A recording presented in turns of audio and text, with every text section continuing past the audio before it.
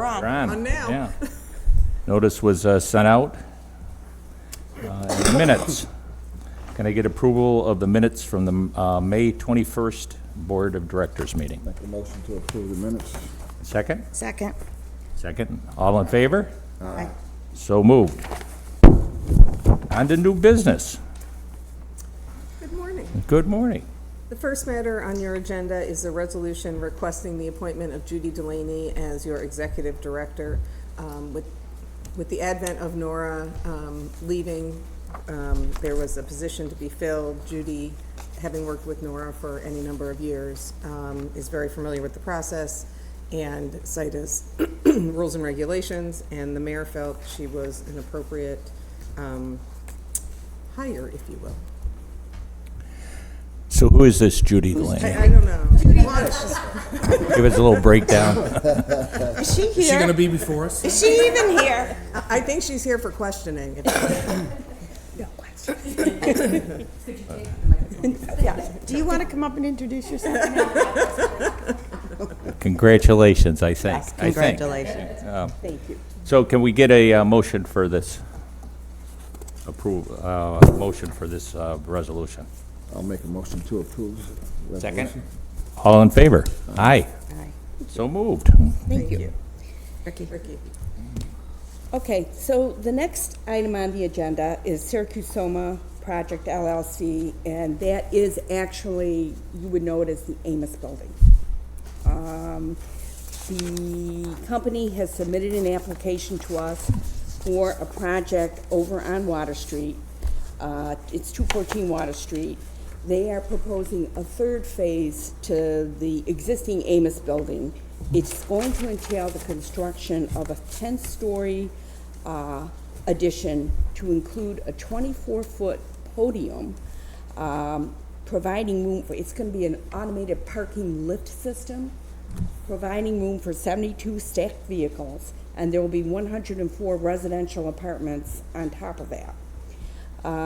The cost of the project is estimated at $19 million. The company is requesting benefits from the agency in the form of a mortgage tax exemption, which would be, we are estimating at $107,000, an exemption from sales tax at $720,000, and a 10-year pilot, a standard 10-year pilot, and that's yet to, the benefit on that is yet to be determined. We'll be needing to talk to the assessment office, etc. A representative of the company is here today if you would like to, if you want to ask a couple questions. The only thing you will be doing today is authorizing a public hearing. The public hearing will be held at the July meeting, but James Trasher, if you want to, if you have any questions. Yeah. Is it going to create any new jobs? James. There will be a couple jobs created, not a lot for administration. Let me Yeah, see here. James There's Trasher, CHA Consulting. As part of the application, there would be some new jobs from management level to building maintenance. There is a component of retail and service put on the first level as a request of the city as part of it, and then replacement of parking at the street level with an automated system versus your typical parking garage. So we're here requesting this, and we understand, potentially meeting with the finance committee and public hearing, so we would request you to continue moving forward with this. Yeah, they do expect to have a small retail location, which would be new, of about 1,100, a commercial location, presumably retail, about 1,100 square feet. May I ask what your current existing workforce is? Currently, they have 3 people. 3 people is your workforce for now? Yeah. And how long has your business been in existence now? Their business has been in existence 10 years, plus or minus. The Amos project started 10 years ago. It was looked at as one entire development, but it got broken down into multiple phases with dealing with the Landmark Preservation Board and working next to Clinton Square and the preservation of the existing Amos building. And now this is the last component of the project that fronts on Franklin, adjacent to the National Grid building and those areas, the federal building. This is what I wanted. And the number of new potential hires you're looking at? 3 to 4, I believe, is what is in the application. I don't have the application in front of me. You've listed about, potential hires about 4. Yeah. And that would be over a period of 5 years. Jim, did you get a pilot on the last? Correct. Yes. Is that expired, or No, where are it's, we on it's- that? It's in the process, so it could be looked at a new pilot or a repurposing of the existing pilot. So that's something for conversations with your board in regards. Do you recall offhand what the value of that pilot was then? I don't, to be honest with you. We'll provide all that information Yeah, to we the can finance provide committee. that, yeah. Likely what would happen in this case is the existing pilot, if it's approved, would be amended. Okay. But all of those numbers would be provided to the finance committee and again to the board, the full At the board. hearing. At the Because hearing. this is Sure. just Yep. approval of the, right, no approval of any And finance. we'll have visuals. You'll Correct. have little 100 site plans and all that. 100%. Right, okay, Yes. good. This is like a 5 p.m. call I yesterday. got it, So, I got it. I just have one quick question. The parking is, I'm assuming, for the tenants. It is not a public parking. correct. Currently, just like it is right now. Right, Yeah. okay, thanks. And one other thing I want to say is that this project has already been approved by the Board of Zoning Appeals, the Landmark Preservation Board, and the Planning Commission. Correct. Okay. Look forward to Thank seeing you. the plan. Thanks. Next. Nope, you need a motion to approve the Oh, public hearing. that's right, we've got the public hearing. Can I get a motion to approve the public hearing? Motion. Second? Second? All in favor? Aye. So moved. Thank you. Okay, the next project on the agenda is Renali ALA, which is actually a limited liability corporation, the same owners as United Auto Supply. And I'm passing a picture around of the site. The agency's also received an application from this company also. They are proposing construction of a new building, an 80,000 square foot warehouse space at 738 Erie Boulevard, which is really, for those of you familiar, it's the former Ross Steel site. It's been vacant a number of years. The company owns the site already. The warehouse will be a warehouse and distribution center, and it's really to address United Auto Supply's expansion needs. They project that as a result of this, it will be a creation of a minimum of 42 new jobs, not jobs transferred from their other locations, new jobs. The cost is estimated at $7.5 million. Again, the company is requesting exemptions from mortgage tax of about $37.5. Sales tax would be estimated at $344,000, and they would qualify for, because of where they are located and the number of jobs that they are going to be creating, a priority industry pilot, which would be a 15-year pilot. The benefits still to be determined. Again, we need to talk to the assessment office, and we will be able to provide that information to you prior to the public hearing. So again, today, we're just asking you to authorize the public hearing, which would occur in July. Any questions? Can I get And a- James Trasher, I'm sorry, is also here. Very popular man this morning. I'm And not sorry you're here, I don't think that's what you James, please come up. He was supposed to go to Utica today, buddy. James is representing both projects because he's with CHA Engineers. Right.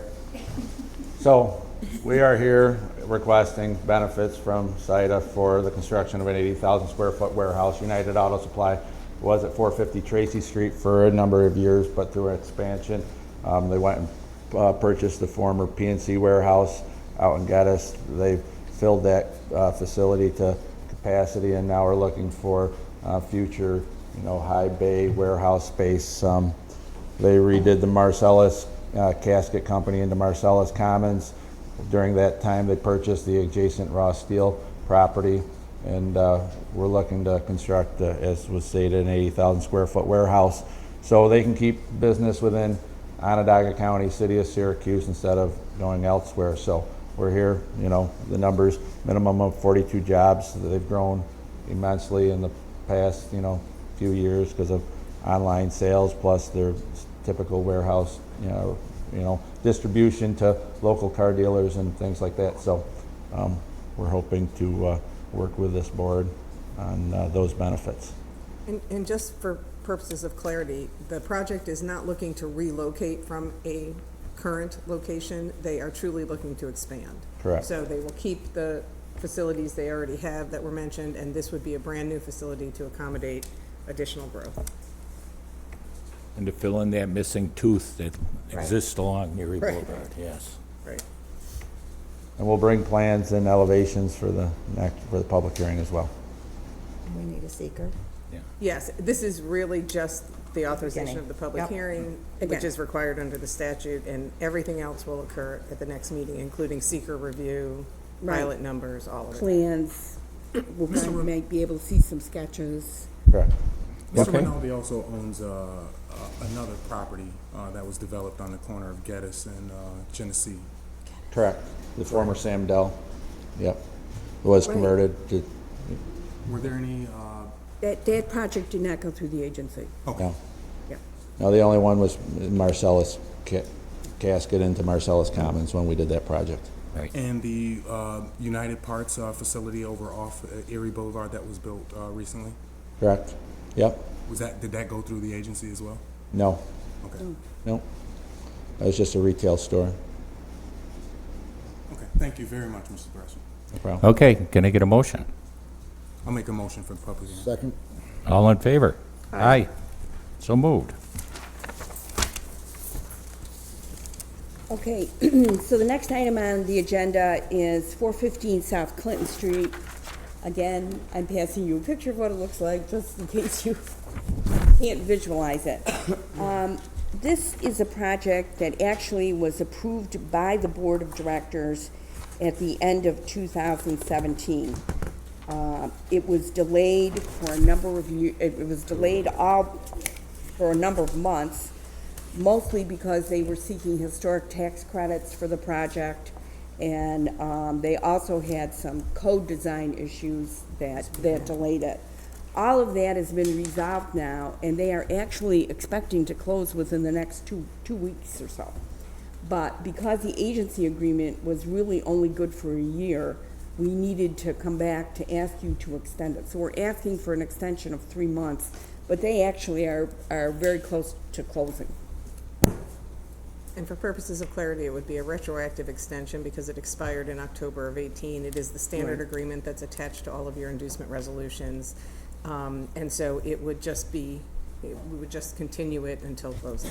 No material changes made to the extension. Nothing. No, And how long is the extension for? 3 months. 3 months. 3 months, but they're hoping to close in the next 2 weeks. You said that it goes back to 18, though? October 18 is when it expired? Yes, because the, So 3 months doesn't make it, does it? no, It's we're retroactive. retroactive. Oh, okay. And Yeah, yeah. then, Okay. well, let's think about that. No, you're right. Yeah, it won't make it, yeah. Right, so we're just, what is now? June, July, August, September. I think the resolution says the end of September. Okay. Judy was thinking 3 months from today, but the resolution says till the end of To September. go back. Right. Retroactive. I was, Yes. yeah. That makes sense. Okay. So can I get a motion to approve the resolution authorizing the extension of the agency agreement for that period till the end of September? So moved. Second. All in favor? Aye. So moved. The next item in your agenda is a resolution approving the authorization and execution and delivery of certain documents in connection with the refinancing, it's not the refinancing, excuse me, with the modification being entered by the pyramid companies, and truly it's Carousel Center Company LP and Destiny USA, with respect to the modification to their existing CMBS loan. As everyone is well aware, the loan, which was entered in 2014, was set to have a balloon payment this June. The companies have negotiated with the lender through Wells Fargo, who is their servicer, to extend the term of the loan. And as in normal course, because of SIDA's involvement with the project, and we are involved in the execution of the mortgages originally. They need us to participate in the modification, and the participation is limited to the execution and delivery of a certificate, which is similar to the one that we executed in 2014. It is a statement that there, to the best of SIDA's knowledge, there are no events of default under the operative documents, that to the best of SIDA's knowledge, the pilot payments are current, which to the best of our knowledge they are. And the reason I say to the best of our knowledge is the way the project works, the payments, the pilot payments, which are used to offset debt service, are not, they don't flow through SIDA. As a result of the bond structure, they flow directly to the pilot trustee, which is M&T. But we are not aware of any default, and they are current on their pilot payments. So the certificates that were executed in 2014 were attached to your agenda. The ones that you would be asked to execute now are a little bit different because some of the facts changed that are no longer present now that were in 2014 when we executed them, but it is substantially similar. And before we execute and deliver those, we will again make sure that there are no outstanding claims, that your legal fees are up to date, that there is no reason not to sign the certificate. But so right now we're asking that you execute and deliver those certificates. There are two because there's one for each mortgage and loan, one for Destiny USA and one for Carousel Center. And the term is? The extension, as I understand it, is a 1-year extension with 2 one-year options. So basically a 3-year extension. 2 1-year options. This body and my office played no role in the negotiations because we are not a party to that note. There is no liability to SIDA on those notes. They are separate and distinct from the bond documents in terms of the way the cash flows, but we do participate in the mortgage, so.